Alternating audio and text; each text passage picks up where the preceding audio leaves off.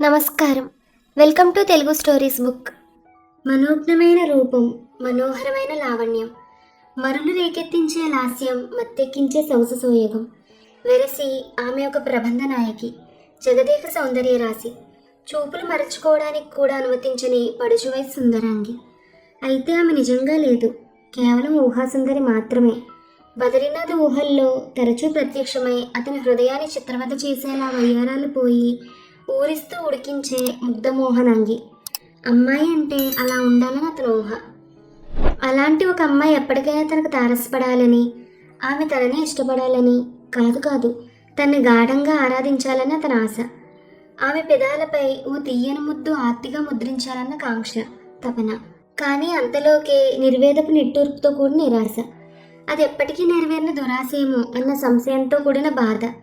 కారణం తన రూపం, తన బ్యాక్గ్రౌండ్, తన వృత్తి. అతను అనాథ.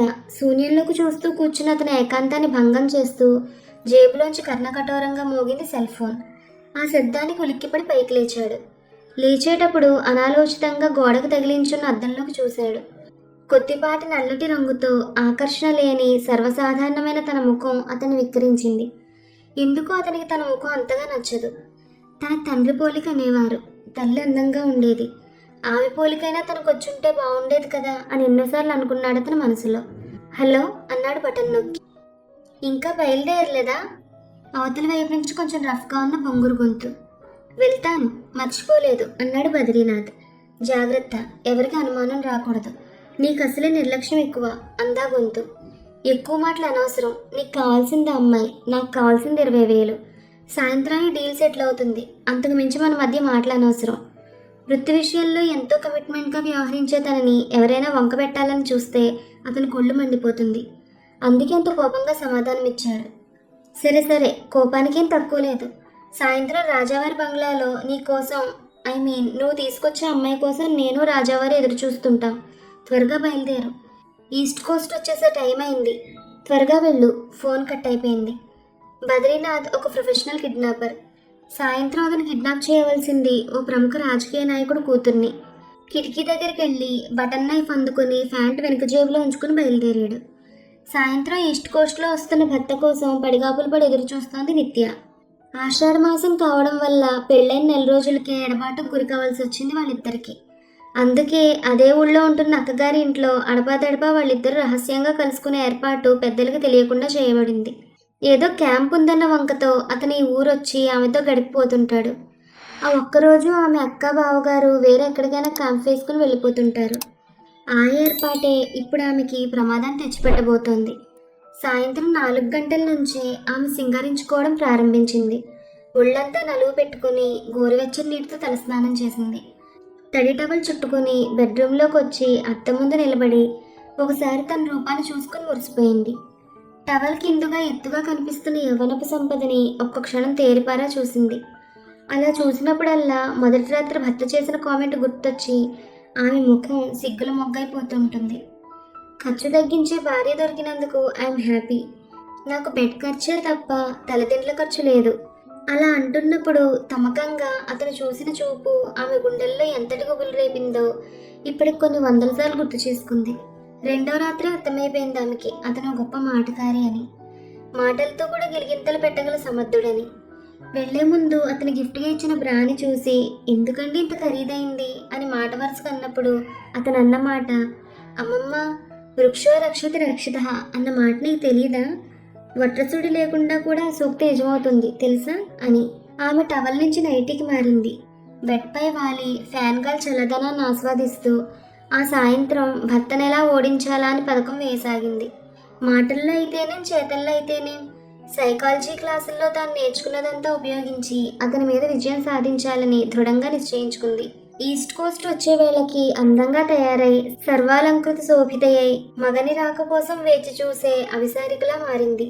1000 కళ్ళతో, కళ్ళ నిండా కాంక్షతో, కాంక్ష మాటను దాగిన రాగాతిశయంతో అలా ఎంతసేపు ఆలోచనల్లో గడిపిందో. హఠాత్తుగా కాలింగ్ బెల్ మోగితే ఉలిక్కిపడి లేచింది. వచ్చింది భర్త అయి ఉంటాడన్న నమ్మకంతో పరిగెత్తి తలుపు దగ్గరికి వెళ్ళింది. తలుపు తెరవగానే ఎదురుగా నిలబడ్డ వ్యక్తి భర్త కాదు, ఎవరో అపరిచిత వ్యక్తి. ఆశ్చర్యంగా విస్పారిత నేత్రాలతో అలాగే చూస్తుండిపోయింది. అవతలి వ్యక్తి కళ్ళల్లో కూడా అంతులేని ఆశ్చర్యం. భూమి మీద ఓ అరుదైన జీవిని చూసినట్లు సంభ్రమాశ్చర్యాలతో చూస్తున్నాడు అతను. అతను అలా చూడడంలో వింతేమీ లేదు. ఎందుకంటే తరచుగా అతని కళ్ళల్లో కలవరపెట్టే అందాల సుందరాంగిని పోలున్న అమ్మాయి కళ్ళ ముందు ప్రత్యక్షమైతే ఆశ్చర్యపోక ఏం చేస్తాడు? వచ్చిన పని గుర్తొచ్చి చొరవగా లోపలికి అడుగులు వేసి తలుపులు దగ్గరికి వేసి బోల్డ్ బిగించాడు. అతను చేసిన పనికి ఆమె బిత్తరపోలేదు, కెవ్వుమని అరవలేదు. అడుగు వెనక్కి వేయకుండా అలాగే నిలబడిపోయింది. ఆమె నిర్భయం చూసి అతను కూడా ఆశ్చర్యపోయాడు. జేబులోంచి బటన్ నైఫ్ తీసి పదునైన అంచున ఆమె కంఠాన్ని కానించి ఒక చేత్తో ఆమె జబ్బను ఒడిసి పట్టుకున్నాడు. వెచ్చగా మెత్తగా ఉన్న ఆమె జబ్బను స్పృశించగానే అతని అరచేతిలోకి విద్యుత్ ప్రకంపనలు ప్రవహించాయి. వృత్తిలో భాగంగా అతను ఇది వరకు ఎన్నోసార్లు ఎంతోమంది అమ్మాయిని కిడ్నాప్ చేశాడు. వాళ్ళని కూడా ఇలాగే ఒడిసి పట్టుకున్నాడు. కానీ అప్పుడెప్పుడు ఇలాంటి చిత్రమైన అనుభూతికి అతను లోనవలేదు. ఈ అనుభవం ఎంతో కొత్తగా ఉన్నట్టు అనిపించింది. అరిచావా? పీక తెగుద్ది, నిశ్శబ్దంగా నాతోరా అన్నాడు కుసకుసగా ఆమె చెవిలో. ఎంతో కరుగ్గా చెప్దామనుకున్నాడు, కానీ అతి మార్ధవంగా పలికిందా మాట. అప్పుడు కూడా ఆమె అరవలేదు, విడిపించుకోవడానికి గింజుకోలేదు. కళ్ళలో అసలు ఎలాంటి భయమూ లేదు. పీక మీద అన్న కత్తి వైపే కంటి చివరి నుంచి చూడసాగింది. ఆమె ధోరణి అతనికి వింతగా తోచింది. ఇది కూడా అతనికి ఎప్పుడూ ఎదురుకాని అనుభవమే. నిశ్శబ్దంగా అతనితో పాటే నడిచింది. అతను తలుపు తెరిచి బయట పార్క్ చేసి ఉంచిన కారు ముందు సీట్లోకి ఆమెను తోసి వేరే వైపు నుంచి అతను డ్రైవర్ సీట్లోకి చేరి కారును ముందుకు పోనిచ్చాడు. ఇంత సునాయాసంగా, ఇంత నిశ్శబ్దంగా పని సజావుగా జరిగిపోతుందని అతను ఊహించలేదు. కారు నడుపుతూనే ఆమె వైపు ఓరగా చూశాడు. ఆమె ఎటో బయటకు చూస్తూ ఉంది. ఈమె ఖచ్చితంగా రోజు తన ఊహల్లో కదలాడే సుందరాంగే. కానీ ఇదెలా సాధ్యం? కథల్లోనే సాధ్యమయ్యే సన్నివేశం ఇప్పుడు నిజంగా ఎలా జరిగింది? కొంపతీసి తను కలగండం లేదు కదా అనుకున్నాడు. రివ్వున చల్లగాలికి చీర కదిలినప్పుడు కనిపించే ఆమె నడుము మడతల మీద చూపుడు వేలుతో తాకాలన్న కోరికని బలవంతంగా నిగ్రహించుకుంటూ, నీకు భయం వేయడం లేదా? నేను నిన్ను కిడ్నాప్ చేస్తున్నాను అన్నాడు నిశ్శబ్దాన్ని భగ్నం చేస్తూ. ఆమె అలవోగ్గా తల తిప్పి చూసింది, చిన్నగా నవ్వింది. కోటి దారాలు తళుక్కుమంటే ఆకాశం గుండె చల్లుమన్నట్టయింది. మగవాళ్ళెప్పుడు మగవారిని చిరునవ్వులతోనే గెలవాలని ఎక్కడో విన్న పాట గుర్తొచ్చింది అతనికి. ఎంత తీసుకున్నావు నన్ను కిడ్నాప్ చేయడానికి? నీకు చెప్పాల్సిన అవసరం నాకు లేదు, కానీ నువ్వు నాకు బాగా నచ్చావు.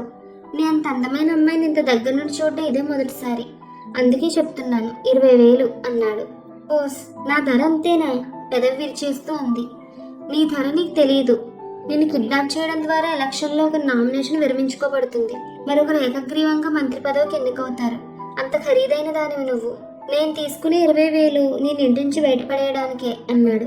చాలా అల్ప సంతోషం అనుకుంటాను అన్నది ఓరకంట చూస్తూ. చివుక్కుని తల తిప్పి చూశాడు ఆమె వైపు. కళ్ళల్లో కనబడి చిలిపితనం. ఆ మాటలో అతనికి అభ్యంతరకరమైన ఎన్నో అర్థాలు తోచాయి. అవకాశం ఉండి చేయకుండా వదిలేస్తున్న ఎన్నో పనుల్ని ఆమె గుర్తు చేస్తున్నట్టుగా అనిపించింది అతనికి. నిన్ను కిడ్నాప్ చేస్తున్నాను, మధ్యలో నిన్నేం చేసినా నన్ను అడిగేవాడు లేడు అన్నాడు. తానేమీ చేతకాక ఆమెను వదిలేస్తున్నట్లు ఆమె అనుకోకూడదని అతని తాపత్రయం. అతను అలా అనడానికి కారణం ఉంది. వృత్తిపరంగా ఆమెను కిడ్నాప్ చేయడానికి వచ్చాడు. తీరా ఈ అమ్మాయిని చూశాక తన ఊహల్లో విహరిస్తున్న అమ్మాయిలా అనిపించడం వల్ల మనస్ఫూర్తిగా ఇప్పుడు కిడ్నాప్ చేయలేకపోతున్నాడు. చూస్తూ చూస్తూ తన చేతులతో తానే తన సొంత ఆస్తిని పరాయి వాళ్ళకి అప్పగిస్తున్నట్లు అనిపించసాగింది అతనికి. అందుకే లోపల మదన పడుతున్నాడు. ఇంకొకరి కింద పనిచేసే కిరాయి కిడ్నాపర్వి, నువ్వు నన్నేం చేయగలవు? అలా చేస్తే వాళ్ళు నేను బ్రతకనీయరని నీకు తెలుసు అన్నది నిత్య. ఇదే మంచి అదనని అతనికి తోచింది. ఆమె స్పర్శ కోసం పరితపిస్తున్న అతనికి వచ్చిన అవకాశాన్ని వదులుకోవాలనిపించలేదు. వెంటనే కారు సడన్ బ్రేక్తో ఆఫ్ చేసి ఆమె భుజాన్ని తనివి తీరా బడిసి పట్టుకున్నాడు. మరో చేత్తో ఆమె తలను బలంగా ముందుకు లాక్కొని తన పెదాలను ఆమె పెదాలకు అంగుళం కన్నా దగ్గరికి చేర్చి, ఎందుకు చేయలేను? ఇలా నిన్ను గట్టిగా ముద్దు పెట్టుకుంటే ఏం చేయగలవు? ఎవరికి చెప్పుకోగలవు? ఇప్పుడు నిన్ను అప్పగించబోతున్న వాళ్ళకి చెప్పుకున్నా వాళ్ళు నీ మొర ఆలకించరు, నన్ను శిక్షించరు, ఎందుకంటే అది వాళ్ళకి సంబంధం లేని పని అన్నాడు వదిలేస్తూ. ఆమె బిత్తరపై చూసింది. కళ్ళల్లో భయం కనిపించింది. బలవంతంగా ఒక ముద్దు పెట్టుకోవడం వల్ల నీ కొరిగేదేంటి? చాలామంది చేసే తప్పిది. థ్రిల్ అంతా మనసును జయించడంలోనే ఉంది, శరీరాన్ని కాదు అన్నదామె. కావచ్చు, కానీ నీ మనోభావాలతో సంబంధం లేకుండా నా మనసులోని కోరిక నెరవేరుతుందిగా, అది చాలదా నాకు అన్నాడు బద్రీనాథ్. అపరిపక్వ ప్రేమారాధన కారణంగా నిత్యం పేపర్లోని వార్తలు క్షణం సేపు ఆమె కళ్ళ ముందు మెదిలి మాయమయ్యాయి. ఆమెకి ఏం మాట్లాడాలో అర్థం కాలేదు. ఆమె ముఖం చూస్తుంటే అతనికి అవ్యాజమైన ప్రేమ కలుగుతోంది. మాట వరుసకలా అన్నాడే కానీ అమానుషంగా ప్రవర్తించాలని ఎంత మాత్రం లేదు. కారు ఒక కాంపౌండ్ గేట్ ముందు ఆగింది. స్టీరింగ్ తిప్పబోతూ బద్రీనాథ్ కాసేపు సంశయంగా ఆగిపోయాడు. తనలో తానే మదన పడుతున్నట్టు స్టీరింగ్ మీద చేతులు బిగించి తలంచుకుని కూర్చుండిపోయాడు. ఏమనుకున్నాడు? నిర్ణయం మార్చుకున్నట్టు స్టీరింగ్ని మరోవైపు తిప్పి కారును ముందు కురిగించాడు. కారు వేగంగా పోతుంది. రోడ్లన్నీ వెనక్కి పరుగులు తీస్తున్నాయి. చెట్లన్నీ కొమ్మలు నూపుతూ వీడ్కోలు పలుకుతున్నాయి. చూస్తుండగానే కనుమరుగైపోతున్నాయి. ఎక్కడికి తీసుకుపోతున్నావు? గొంతులో మొదటిసారిగా భయం ధ్వనించింది నిత్యకు. భయపడకు, నేను మనసు మార్చుకున్నాను. నిన్ను కిడ్నాప్ చేయబోవడం లేదు అన్నాడు. అంటే నువ్వు నిజంగానే కిడ్నాపర్వా అని అడిగింది నిత్య ఆందోళనగా. బద్రీనాథ్ ఆశ్చర్యంగా చూశాడు. నిజమే. అయినా ముక్కు మొహం తెలియని నీతో జోక్ చేస్తానా? ప్రాక్టికల్ జోక్స్కి ప్రాధాన్యం ఇచ్చే తన భర్త ఇలాగే తన ఫ్రెండ్స్ చేత నాటకాలు ఆడించి అప్పుడప్పుడు తను ఏడిపిస్తుంటాడని ఆమె పైకి చెప్పలేదు. మౌనంగా ఉంది. తాను ఒక నిజం కిడ్నాపర్కి బందీగా ఉందన్న భావం కలగగానే భయంతో ఆమె ఒళ్ళు జలధరించింది. కాసేపటికి కారు ఊరు బయట విశాలమైన ప్రదేశంలో ఆగింది. ఆమె ముఖంలోకి ఆంక్షగా చూశాడు. నిండు చందమామలా మెరుస్తూ ముద్దమందారంలా సమ్మోహనకరంగా ఉంది. ఉదయం అద్దంలో చూసుకున్న తన ముఖం గుర్తొచ్చి మనసు బాధగా మూలిగింది. సృష్టిలో ఎందుకింత కాంట్రాస్ట్ అనుకున్నాడు. వెళ్ళిపో, ఇక్కడి నుంచి కొంచెం ముందుకెళితే అక్కడి నుంచి ఆటోలు దొరుకుతాయి. క్షేమంగా ఇంటికి చేరుకో.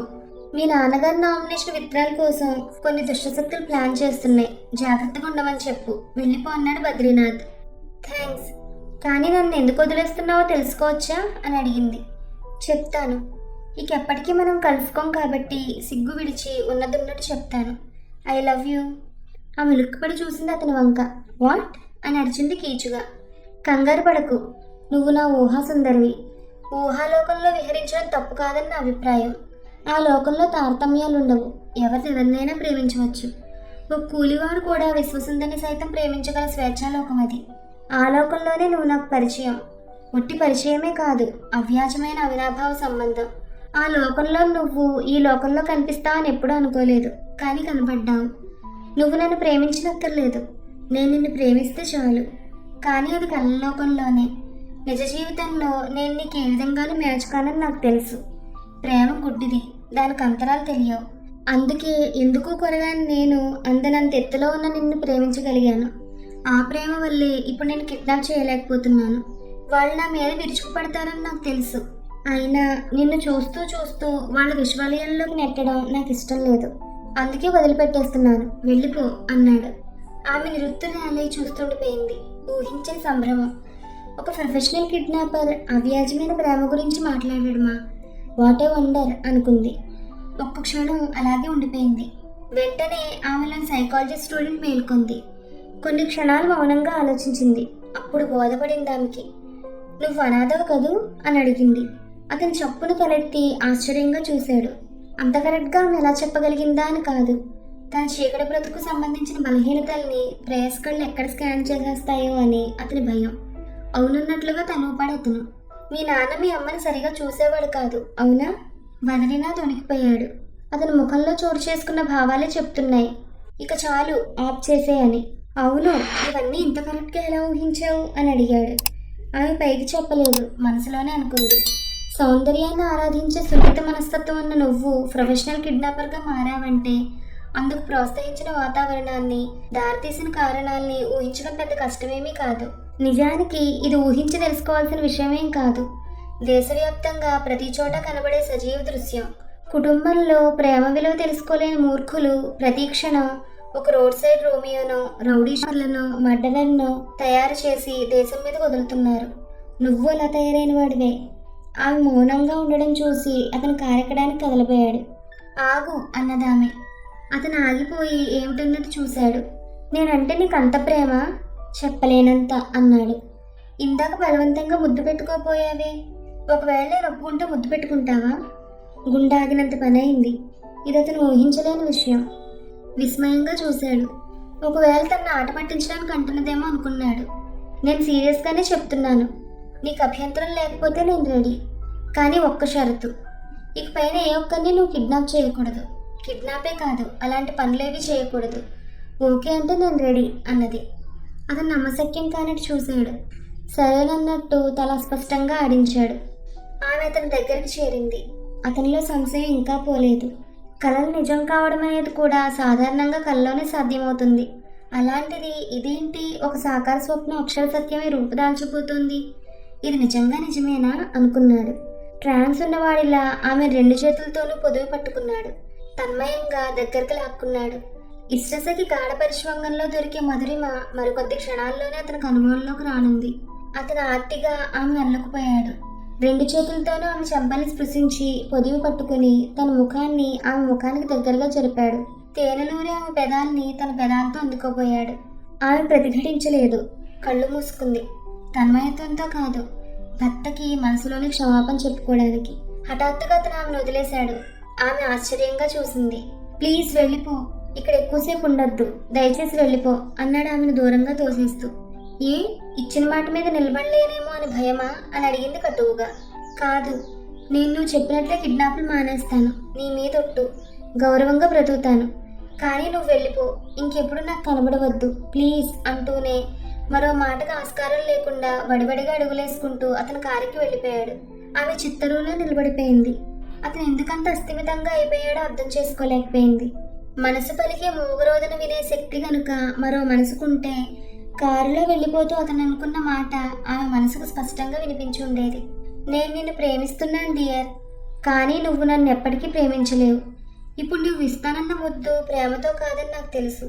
భవిష్యత్తులో జరగబోయే ఒక్క కిరాతగాన్నైనా అడ్డుకోవడానికి నువ్వు తీసుకున్న నిర్ణయం అన్న సంగతి నాకు తెలుసు. దారి తప్పిన ఒక దీనుణ్ణి సక్రమమైన మార్గంలో పెట్టడానికి ఓ ముద్దు పెడితేనే అని నువ్వు జాలితో చేస్తున్న త్యాగం అన్న సంగతి తెలియనంత మూర్ఖుణ్ణి కాను. నన్ను మంచివాడిగా మార్చే ప్రయత్నంలో నువ్వింత పెద్ద త్యాగం చేసి అంతులేని క్షోభకు గురవడం నాకు ఇష్టం లేదు. ఎందుకంటే నువ్వు నా ప్రేయసివి. ఊహాలోకంలోనే అయినా నువ్వే నా ప్రేమ సామ్రాజ్ఞివి. ఎప్పటికీ నువ్వు ఆనందంగానే ఉండాలి. Good bye.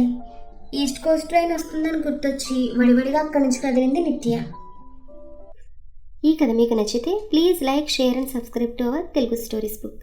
Thank you.